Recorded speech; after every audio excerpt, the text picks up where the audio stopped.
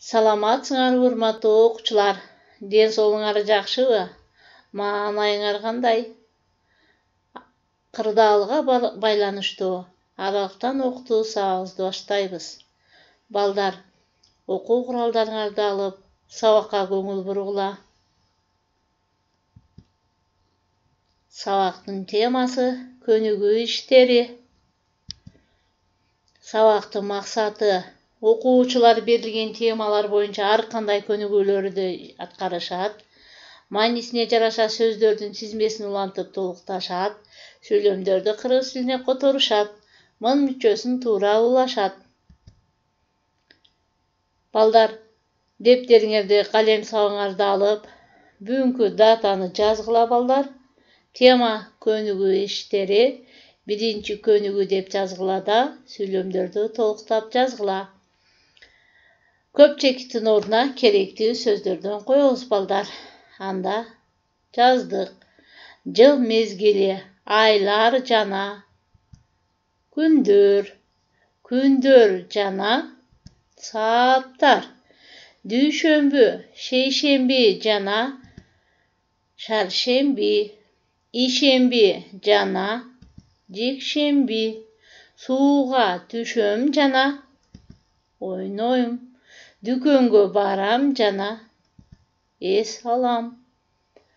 Балдар, силер да ушинтип жаздыңарбы?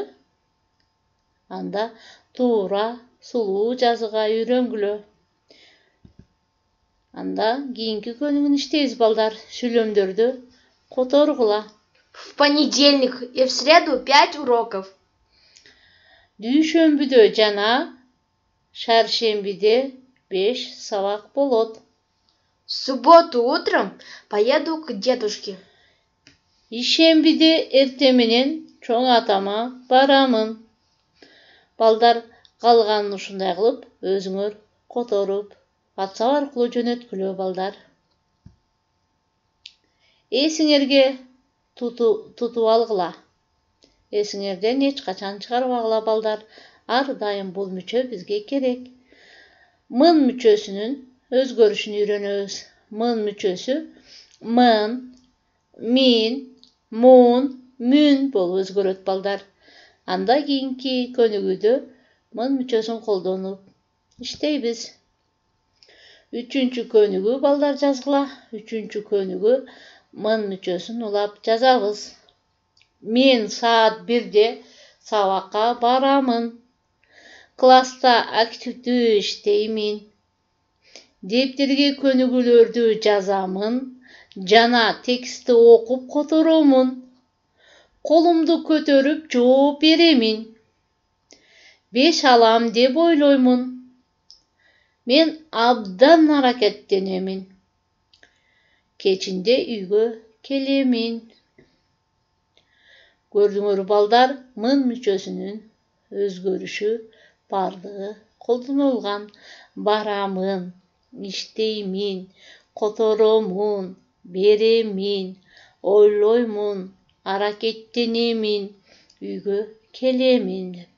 Силер дагы ар дайым мүчө улаганда туура улаганды үйрөнгүлө. Анда балдар, Филбордтогу апта күндөрүн табабыз. Филбордто канча күндөр бар экен балдар, карайбыз. Биринчи күндөр, экинчи дүйшөмбү, үчүнчү бейшемби, төртүнчү жума. Көрдүңөр балдар, биз да таптык, силер да таптыңарбы? Анда салыштыргыла. Эсибизге тутуп алабыз балдар. Силер да эсиңерге ар дайым туткула. Чейин деген сөздүн кантип колдонобуз? Саат 5-ке чейин окуйбуз. Саат 9-га чейин сабак окуймун. Бишкекке чейин 80 километр. Мектепке чейин автобус барат. Мен саат 12-ге чейин окуймун десеңер, ар дайым чейин деген сөз колдонот. Көрдүңөр балдар? Анда чейин деген сөздү эч качан унутпай, колдонууну, туура жазууну үйрөнгүлө балдар. Биз бүгүнкү сабакта эмнелерди үйрөндүк балдар?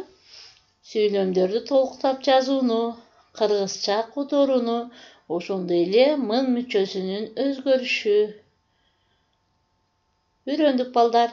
Анда үйгө тапшырма. 4-чү көнүгүү 57-чи бет. Бүгүнкү сабагыбыз ушу менен аяктады. Саламатта болгула.